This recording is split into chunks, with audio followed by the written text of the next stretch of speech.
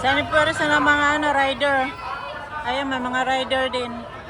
Sumama.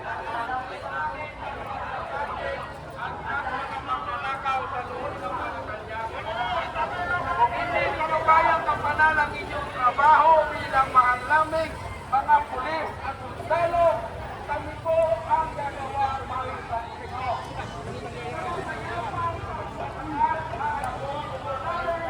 Mga rider, mga kasama mga rider. Galing kayo doon sa Liwasan? Doon kayo nag-umpisa? Sa Liwasan kayo nag-umpisa? Ayan, nilakad niya.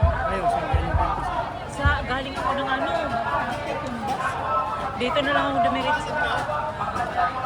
Like and share po, like and share. Dito na po tayo sa Malacanang. Dito ito sa harap na Malacanang sa may CM.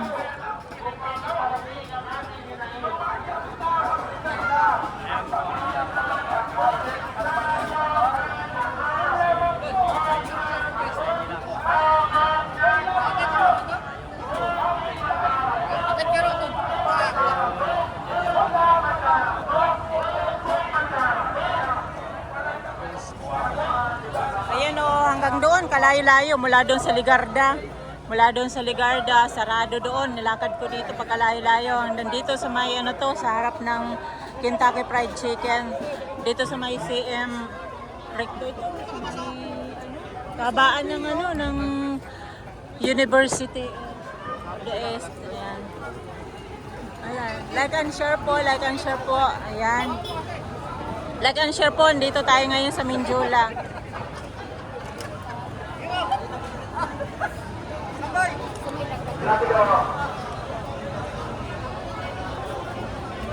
Kami po ay mapayapa at nakikiusap na pinituyo sa inyo, mahal namin mga pulis.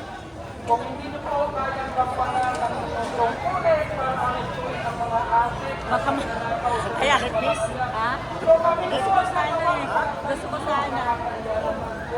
Doon na sa kabila, meron Ilagay mo dyan, Lods. Ayan, dami.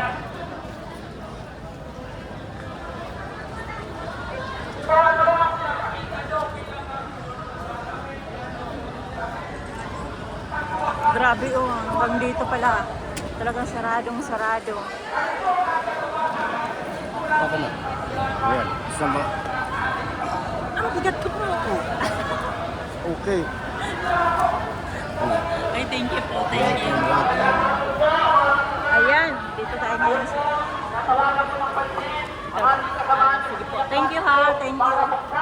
ang formal nating programa dito sa harapan ng ating Panginoon. Dahil hindi tayo nakapasok dahil may harang. Dahil takot May harang. ang tunay na magnanakaw sa kabataan. Grabe ang dami. Nasaan ka na? Buksan ko ikaw ang formal na magsukat ng ating programa ngayon. Grabe o. Ipakita niyo sa buong mundo. Videoin niyo. Dito lang po.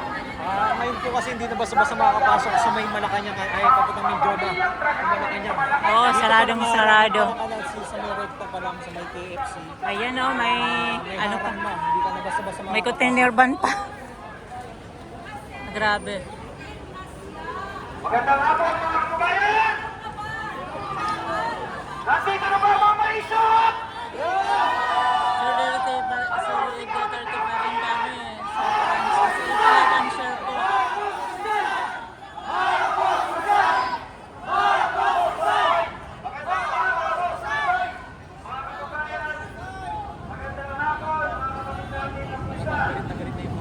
Nandito po kami ngayong hapon upang malamas na isigaw na sa kabila ng pag-amin ni Senator Amy Marcos, ang presidente niyong sinusuportahan, ang presidente na binigyan natin ng pambihirang mandato ay isa pa lang,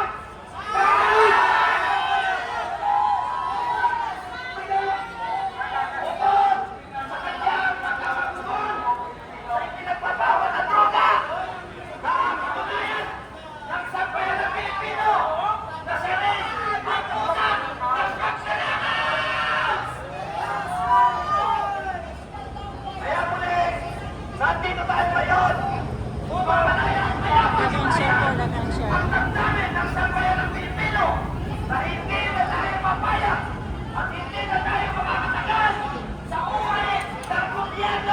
natampunan ng pagnanakaw. Kaya muli, ano ang sigaw ng taong bayan?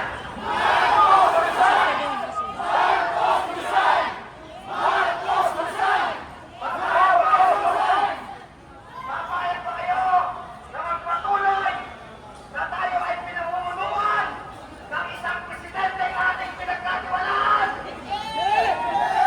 Na isang adik at isang ulirang magnanakaw? Ano muli ang sigaw ng sambayan ng Pilipino?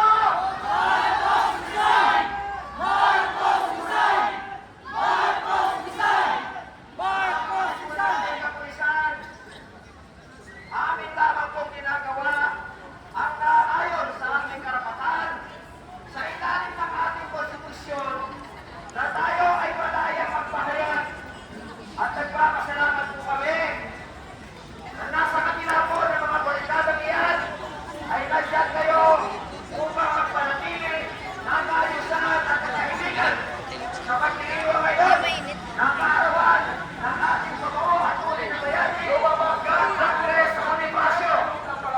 Kawawa naman kayo, mga puno kami. Nakikita kayo na pumupuno. Pinapagdahan nyo paglalakaw at pinapagdahan.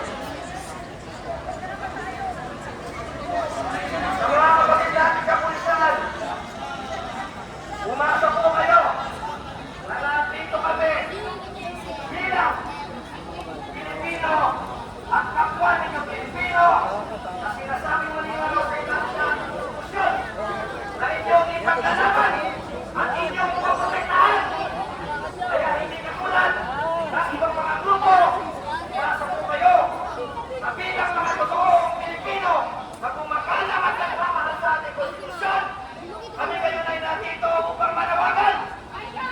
At kayo na rin, baka sakaling hampusin ang inyong puso ng sigaw na taong bayan na hirap na galit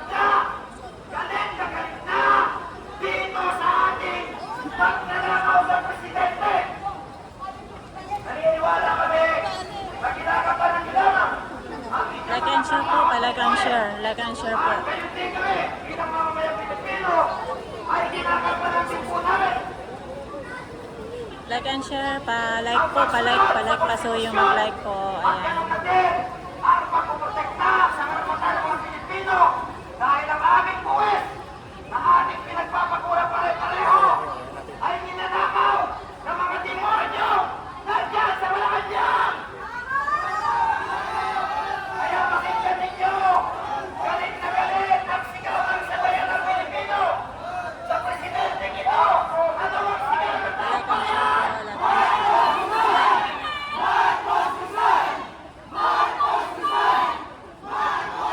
At kayo naman ay nais po natin tawagan ng pansin upang mapagbigay ng kanilang salubin ang iba't ibang mga sektor na Thank you mga kaurera, mga ano. Thank you so much sa pag-share. Like and share po. sektor ng senior citizen ang bataan upang for sektor Event po, event po.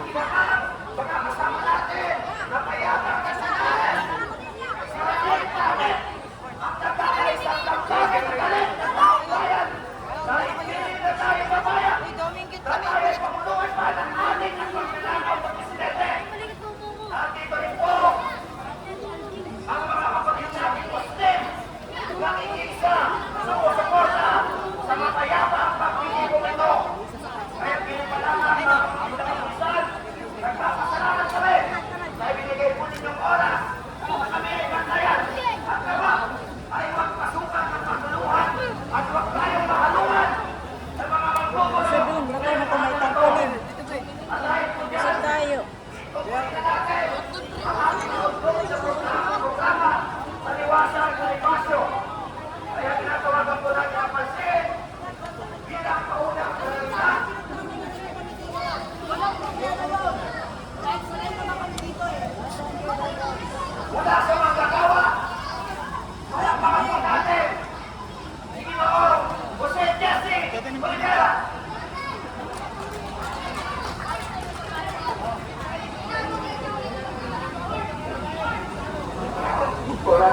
kaya pala talunin yung ano?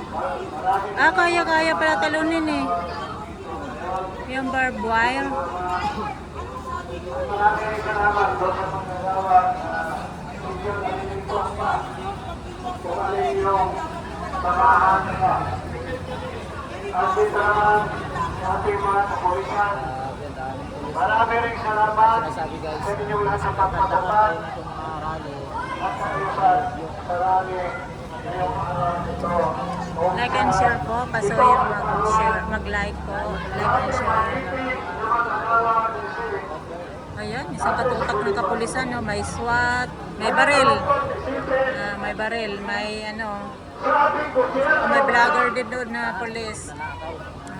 Sa Luzon, Visayas at Mindanao, Ganun ang ano, ganun ang utos sa kanila.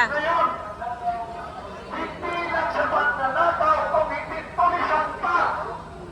Wala na maasahan ang taong bayan siguro. Sabi, Ayun si DM mo, si Super DM. mga driver ang tutugtog. Yan o, nakaano sa barbed wire. Nakaapak siya din sa barbed wire. Bilang Council Chairman ng Drivers Tutugtog. Araw-araw nakita ko kapulastugan sa lahat ng pinagdaanan sa kalsada Luzon, Visayas at Ayun si Mindanao. GM. Dahil ang Pintrangko ang pinakamadayo ng biyahe sa lahat ng transportation. Nagkakaroon po si Sino. Nagpati ang management niya dito. Pinasukan ba? ng Iwan. Hirap pala po. Tayo ang gagawa. Tayo Like and dapat share, like and share. ang nirespeto itong mga ayok na itong mga politiko. Bakit kanyo? Kahit itong mga polis, manggagawa niyo ito. Lahat tayo na hindi may-ari na kumpanya, manggagawa tayong lahat. Kahit ang abogado kaya manggagawa niya dahil ka na ng servisyo doon sa manggagawa. Bakit magkako na kayo manggagawa? Tayo naman kahit itong mga taga-media, manggagawa rin ito. Ayun o, may Manggagawa at tagapaghatid ng balita sa magandang balita o masamang balita sa ating bansa. Tayo ngayon, umaharap sa matinding krisis sa ating bansa. Una, ilan ba ang magagawa na pupunta na sa ibang bansa para lang doon mabuhay? Dapat dito sa bansang Pilipinas nandito lahat ang marami